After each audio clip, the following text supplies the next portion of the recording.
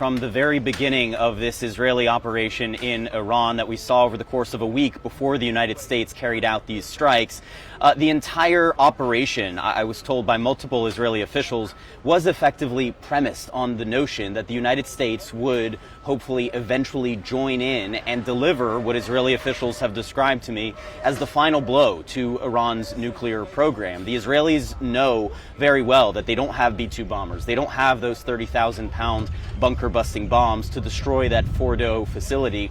They had considered other options, looked at other scenarios, all far riskier, all less assured of success than this kind of a bombing campaign from those stealth bombers that the United States carried out last night. And so we heard the Israeli Prime Minister in the early hours of this morning, following President Trump's announcement to the nation last night, thanking the United States for taking this step, and also noting that he and President Trump spoke immediately after the operation concluded, with President Trump thanking the Israeli Prime Minister for what the Israeli military accomplished in the lead up to these strikes, and once again spotlighting that close coordination between allies. It's also important to note that the Israeli security cabinet, I'm told, was in a bunker together watching this operation unfold, getting developments, updates on the progress of that operation, and ultimately being informed by the United States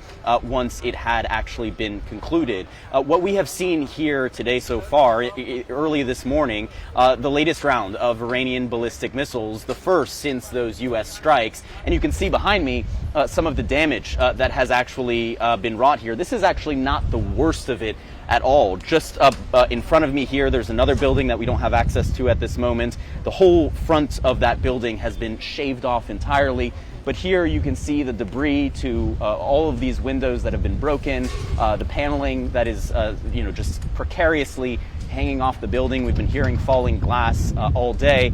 And the question that so many Israelis now have, and indeed the world at large, is will there be more retaliation from Iran, and will it be aimed primarily at Israel? Will it be aimed at U.S. forces in the Middle East who are much closer to Iran than we are right now in Israel? And you can hear some of the debris still falling behind me.